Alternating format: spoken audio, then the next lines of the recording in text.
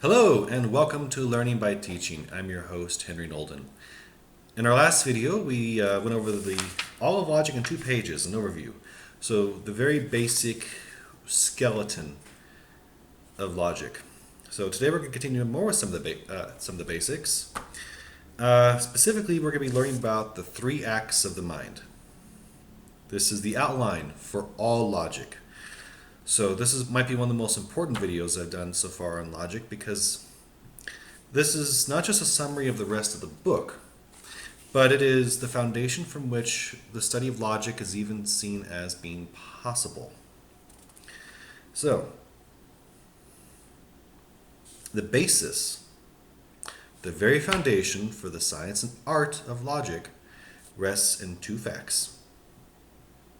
First, the fact that human beings think, contrary to what some of us might believe, and the fact that thought has a structure. That structure can be classified from various perspectives, various points of view, and for various purposes. For example, the physiologist or physician might distinguish brain activity of the autonomic nervous system, breathing, from activity of the frontal lobes, self-conscious thought, voluntary versus involuntary brain activity, in other words. A moralist might distinguish thoughts that are voluntary and under our control from those that are involuntary, since we are responsible only for what is under our control. A Marxist would distinguish thoughts supposedly produced by a capitalist system from those produced by a communist system.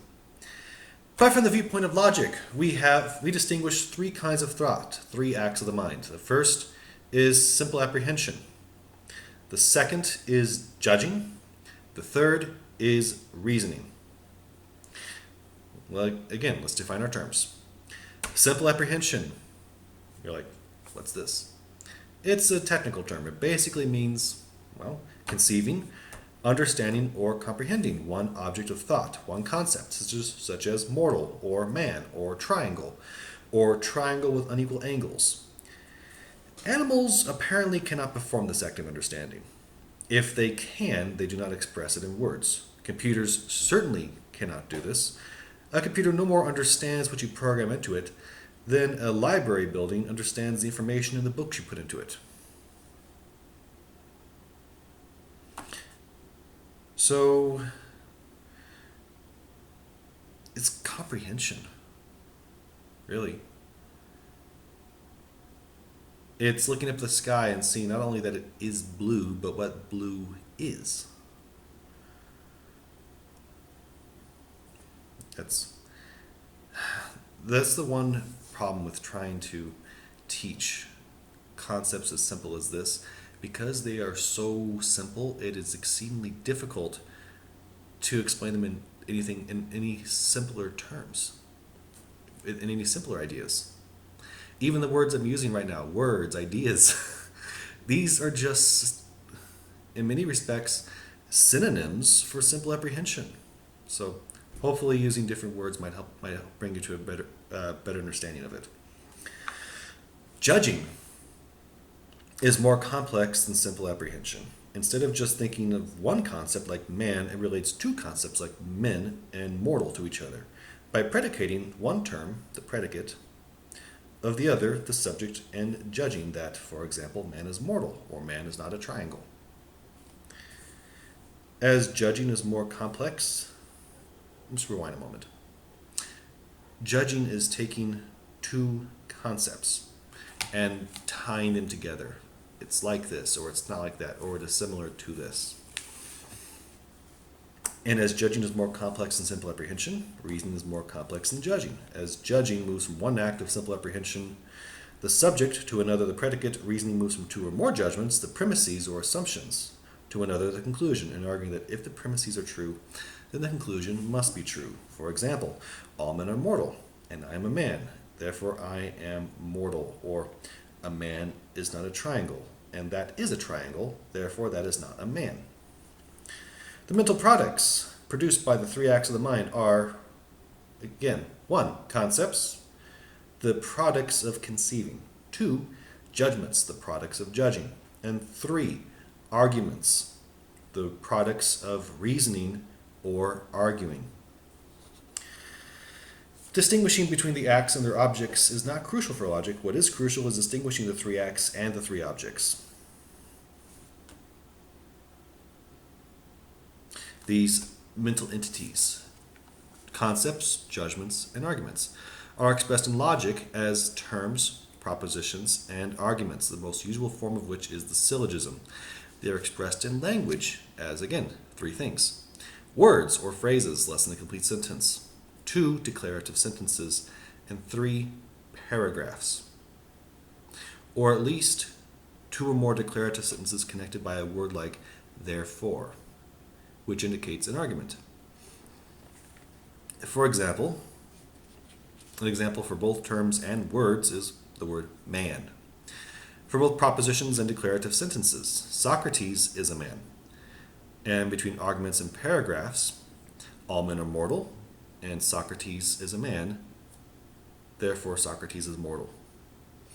Now, logic only deals in declarative sentences. It does not deal with interrogative, imperative, or exclamatory, or performative sentences.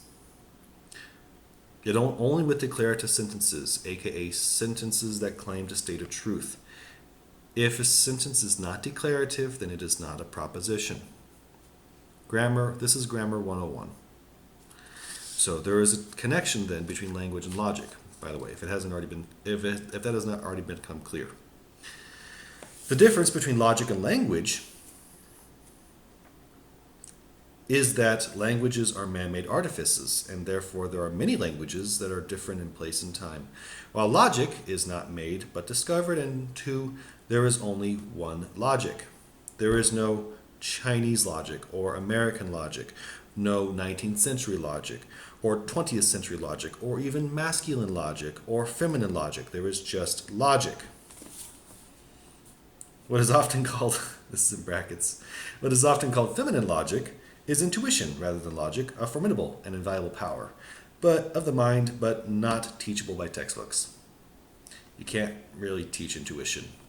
You can talk about it, but intuition by its very nature is kind of unteachable. Like mathematics. So he's making some pretty big claims here, some very bold claims. And in today's climate, some rather controversial claims. But remember, if you want to disagree with his claims, you have to prove that either he's used a term ambiguously, that one of his premises is false, or that there has been a logical fallacy in the argument made. For any critics who might be watching the video. So, logic then is like mathematics. It is objective, universal, and unchangeable in its basic laws or principles. But the forms in which these unchangeable laws of logic are expressed are linguistic forms, and those forms are changing and varied. One of the things I really like about this book is sometimes what he does is it seems redundant, but he will go back and repeat or review things, restate them a different way, presumably in the hopes that this might help people understand something when a previous example might not have done so. So, a term has no structural parts. It is a basic unit of meaning, like the number 1 in math. One moment, I'm going to pause the video. Got a phone call coming. Okay, let's pick up where we left off. We were looking taking a deeper dive into terms, propositions, and arguments. So, terms have no structural parts. It is a basic unit of meaning, like the number 1 in math, or like an atom in the old atomic theory, where they believed atoms were unsplittable and had no parts. It's still a bit like atoms in the sense that they're like building blocks, unlike the modern atomic theory, where we now know that they are composed of electrons, protons, neutrons. They didn't used to believe that, though. So, going to adjust it a bit. So, a proposition has 2 structural parts: the subject term and the predicate term. So 2 terms together make a proposition. The subject term is what you're talking about. The predicate term is what you say about the subject. The words subject and predicate mean the same thing in logic as in grammar. And finally, an argument has two structural parts, the premises and the conclusion. The premises are the propositions that are assumed. Sorry, was interrupted by another phone call. As I was saying, an argument has two structural parts, the premises and the conclusion. The premises are the propositions that are assumed. They are the reasons or evidence for the conclusion. The conclusion is the proposition that you are trying to prove. For example, in the classic example, all men are mortal, and I'm a man, therefore I am mortal, the argument is everything inside the quotation marks. Okay, this is the part where this breaks down a bit because you don't have the book in front of you, unlike me. But I can show you the parts he's referring to. Yes. The argument was everything inside the quotation marks. The two premises are A, all men are mortal, and B, I am a man. The conclusion is I am mortal. The subject of the first premise is men, and the predicate is mortal, and the subject of the second premise is I, and the predicate is a man. And the subject of the conclusion is I, and the predicate is mortal. So, when it comes to structural parts then, terms have none. The structural parts of a proposition are the subject term and the predicate term, and the structural parts of an argument are the premises and the conclusion. We can think of the subject and predicate terms as two rooms which together make up one floor of a building, say a townhouse. Each floor is a proposition. A syllogism is a building with three floors. The rooms are the parts of the floors, and the floors are the parts of the building. He has a handy little diagram here where he's outlined just like he said. These three logical entities answer three different questions. The three most fundamental questions we can ask about anything. A term answers the question what it is. A proposition answers the question whether it is. An argument answers the question why it is. What are we talking about? Man. What are we saying about it? That man is mortal. Why is it mortal? Because man is an animal, and all animals are mortal, therefore man is mortal. So, these three things, terms, propositions, and arguments, they each reveal a different aspect of reality, three different aspects. Terms reveal essences, what a thing is. Propositions reveal existence, whether it is. Arguments reveal causes, why it is. This is the theoretical basis for the practical art of logic. The practical art consists in discriminating between clear and unclear, ambiguous terms, true and false propositions, and logically valid and invalid arguments. There is a connection between the theory of logic and the practice of logic. Logic is a practical art as well as a theoretical science. Therefore, it does not only tell us what is, but also what should be. It not only reveals these three fundamental logical structures, but also judges and tries to improve them. For all three can be either logically good or logically bad. Terms are either clear or unclear, ambiguous. Propositions are either true or false, and arguments are either valid or invalid. You'll be hopelessly confused for the rest of our journey if you do not clearly understand this.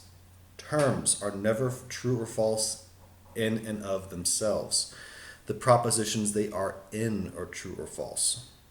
Terms are never valid or invalid. Only arguments are valid or invalid. Terms are only ever either clear or unclear. Propositions are never clear or unclear. The terms in them are clear or unclear. Propositions are never valid or invalid in themselves. The arguments they are parts of are either valid or invalid. Propositions are only either true or false. Arguments are never clear or unclear. Each of the terms in an argument is clear or unclear. Arguments are never true or false. Each of the propositions in an argument is true or false. Arguments are only either valid or invalid. One more retread, because this is critical, this is important. Terms are only either clear or unclear. Propositions are only either true or false. Arguments are only either valid or invalid. Most, but not all, of logic consists of deciding when arguments are valid. Valid is a technical term in logic. It does not just mean acceptable. An argument is logically valid when its conclusion necessarily follows from its premises. The key term here for me being necessarily. That is, if the premises are all true, then the conclusion must be true. That is the definition of a valid argument. An invalid one is one in which the conclusion does not necessarily follow even if the premises are true. For example, this argument is valid. All men are mortal, and I am a man, therefore I am mortal. But this argument is not valid. All men are mortal, and all pigs are mortal, therefore all pigs are men. It is invalid, not just because the conclusion is false, but because the conclusion does not follow from the premises. The following argument is also invalid, even though the conclusion and also each premise is also true. All men are mortal, and Socrates is mortal, therefore Socrates is a man. For this argument has the same logical form as the one above it. It merely replaces pigs with Socrates.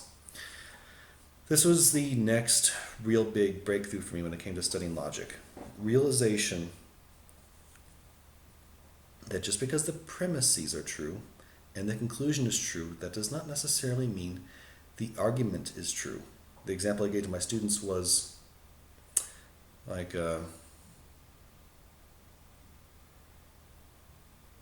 I am a man,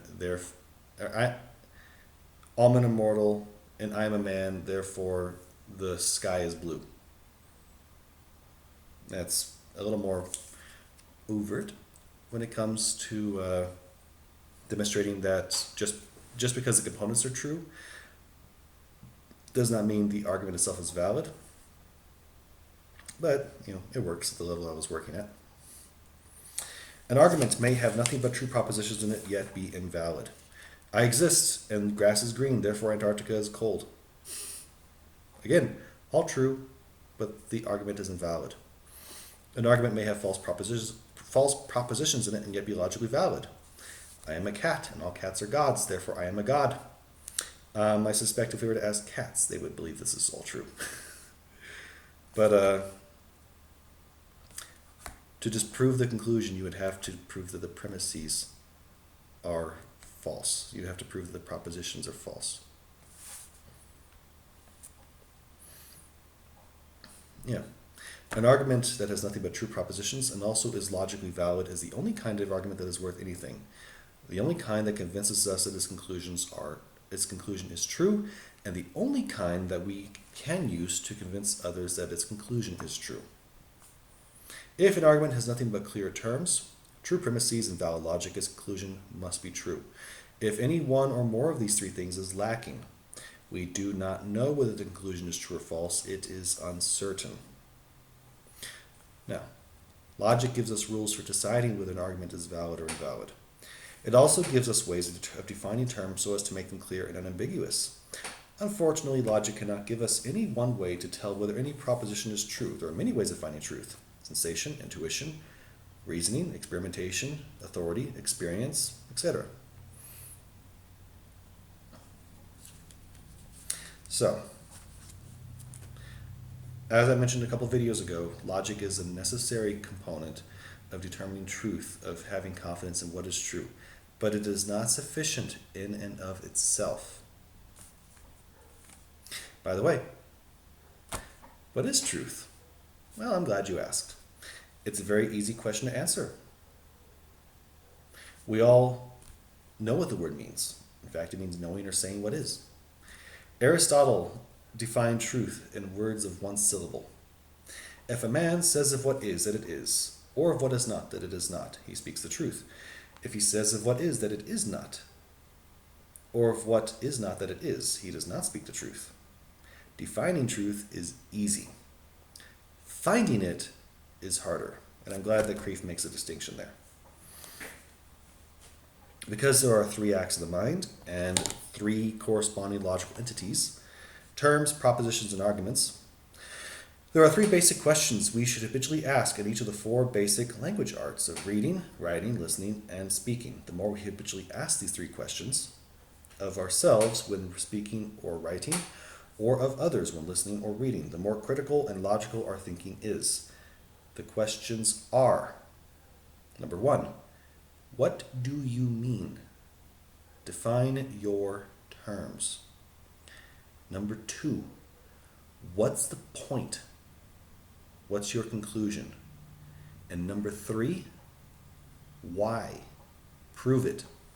When you want to make an unanswerable argument, you must be sure of three things. One, be sure your terms are clear. Two, be sure your premises are true. And three, be sure your logic is valid. If you fulfill all three conditions, you have proved your conclusion. If you want to answer someone else's argument, you must find in it one of the three following errors: a term used ambiguously, a false premise, or a logical fallacy. An invalid argument, a conclusion that does not necessarily follow from its premises. If you cannot find any one of these three, you must admit that the conclusion is true, for that this is the power of logic. This is what makes logic dangerous. This is what got its founder killed. If the terms are unambiguous and the premises are true and the logic is valid, then the conclusion really is true and has been proved to be true. That is a threat to many people. People have fought and died over this. In learning about logic, you're learning about one of the most dangerous sciences anyone can ever know. You are exploring truth. So, on that note, we are done with the introduction. Only took us 6 videos. So, and we're also caught up with where I am in the book. So the videos will be a little slower in coming out because now we're going to be going at the pace that I am studying it. So, I hope you've enjoyed it so far, and I hope you stay along with me as we continue our exploration of Socratic Logic by Peter Kreeft. Thank you, and have a wonderful day. Godspeed. And considering the day, Happy Easter.